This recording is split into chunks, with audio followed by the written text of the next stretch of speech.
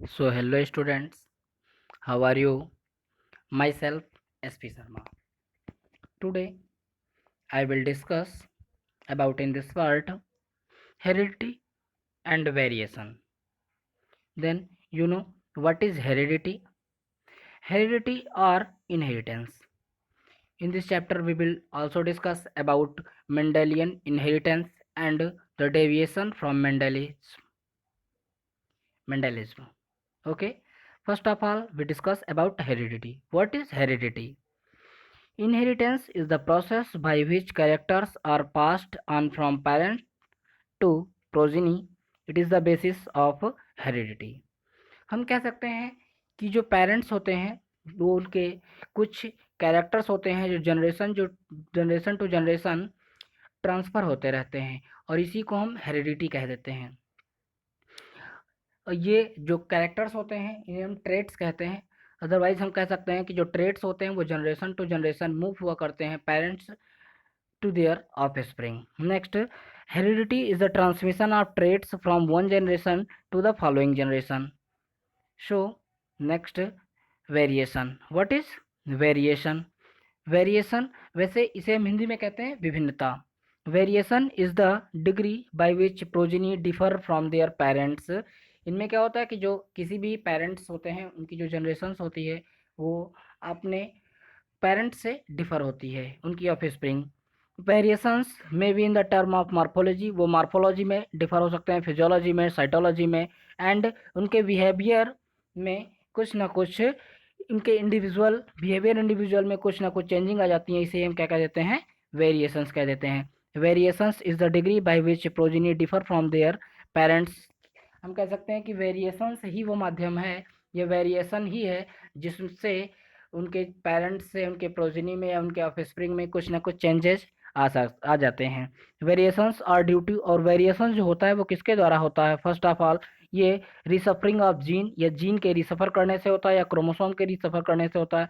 Crossing over और recombination, crossing over से भी हो जाता है, and the mutation are the effect of environment, environment के इफेक्ट से भी किसी के भी ऑफस्प्रिंग में कुछ चेंजेस आ जाते हैं। Next, types of variations.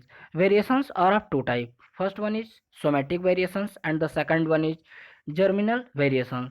First of all somatic variation. देखिए सोमेटिक वेरिएशंस का मतलब होता है जो ऐसे वेरिएशंस जो बॉडी में आ जाते हैं, अर्थात दैहिक विभिन्नता। दैहिक विभिन्नता का मतलब हम जिस इन्वायरमेंट में रह रहे हैं वहाँ के पालन पोषण से, रहन सहन से, शिक्षा, जलवायु आदि के प्रभाव से कुछ ऐसे विभिन्नताएं उत्पन्न हो जाती हैं जो हमारे बॉडी को अफेक्ट करती हैं। इसे हम क्या कह देते हैं? सोमेटिक वेरिएशंस कह देते हैं। एंड द जर्मिनल वेरिएशंस, ये वेरिएशन जो होती हैं वो जीन संरचना या जीन के माध्यम से डिफरेंस होता है और ये जेनेटिक होता है। इसे हम क्या कह देते हैं? जर्मिनल वेरिएशंस कह देते हैं।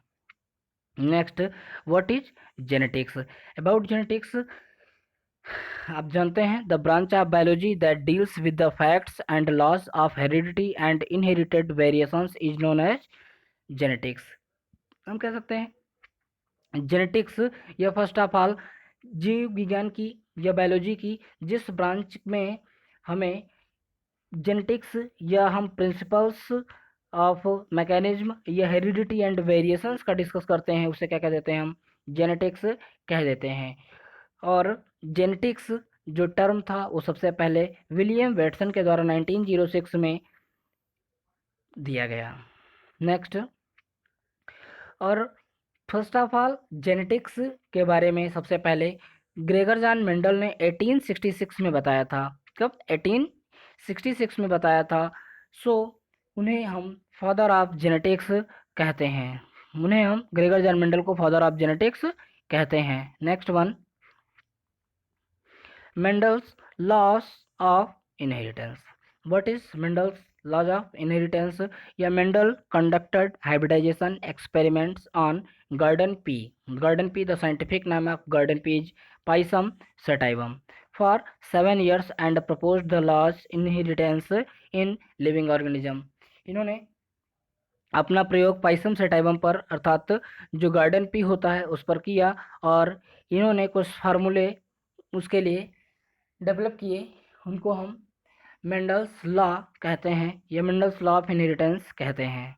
Next one is selection of pea plant. Why Mendel selected the pea plant for his experiment? तो the main reasons of adopting garden pea अर्थात Pisum sativum for experiments by Mendel were, कुछ main reasons थे जिनका discussion कर रहे हैं. First of all, pea plant has many distinct contrasting characters. जो pea plant होता है उनके पास क्या होते हैं, डिस्टिंक्ट कैरेक्टरिस्टिक्स होते हैं जो हमको बाहर से दिखाई देते रहते हैं. Life span of P plant is very short. इनकी जो पी प्लांट की लाइफ स्पैन होती है ये मोस्टली 3 or 4 मंथ्स की होती है. इसी में इनकी लाइफ कंप्लीट हो जाती है. Next, flower shows self pollination reproductive whorls being enclosed by corolla. इनमें क्या होता है, जो रिप्रोडक्टिव हॉर्ल्स होते हैं वो कोरोला के द्वारा इनक्लोज होते हैं और इनमें सेल्फ पॉलिनेशन भी होता है. Next one, it is easy to artificially cross pollinated. इनमें जो पी प्लांट्स होता है या पी के फ्लावर्स होते हैं उनमें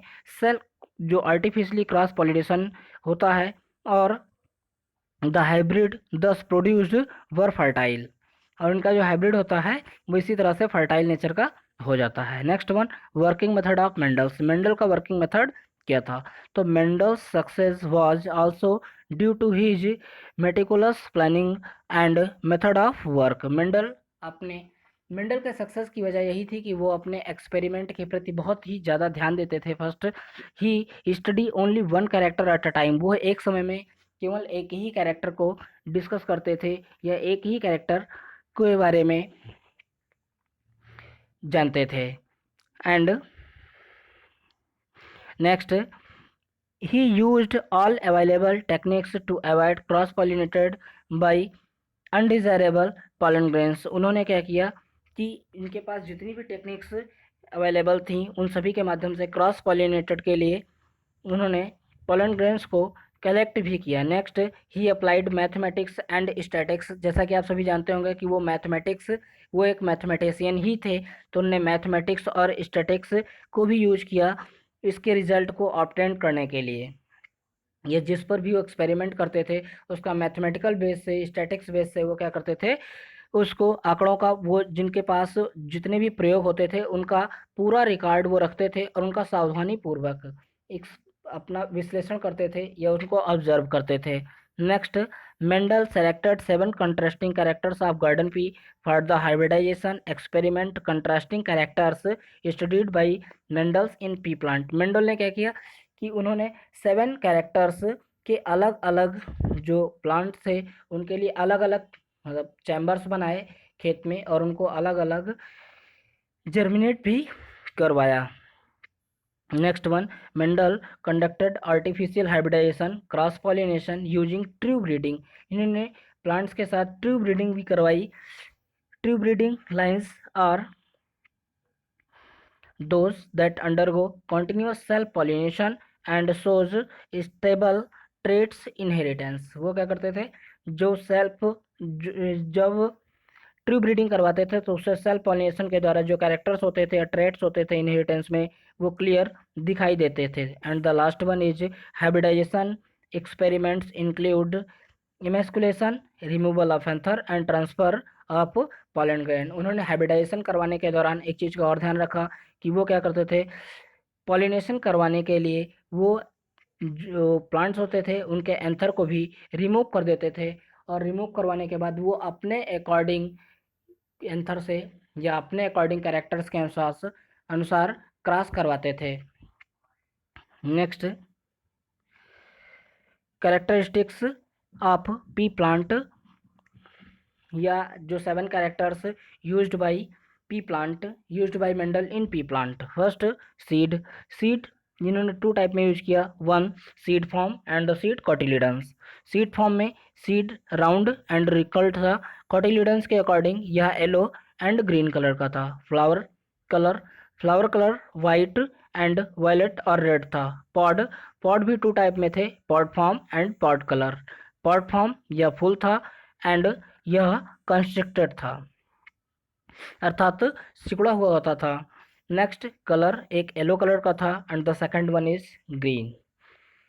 स्टेम एक पोजीशन ऑफ इन्फ्लोरेंस एक्सियल होता था और टर्मिनल होता था. And size one tall and one short लिया गया। इन्होंने जितने भी कैरेक्टर्स लिए उनमें एक डोमिनेंस तथा एक रेसेसिव कैरेक्टर लिया। डोमिनेंस कैरेक्टर और रेसेसिव कैरेक्टर इसलिए लिया ताकि ये हाई लेवल और लो लेवल के अकॉर्डिंग किसी भी चीज़ में अच्छे से ध्यान दिया जा सके। Next one. So thank you student. After this हम लोग मेंडल्स के जो नियम हैं उनके बारे में डिस्कस करेंगे। So thank you students.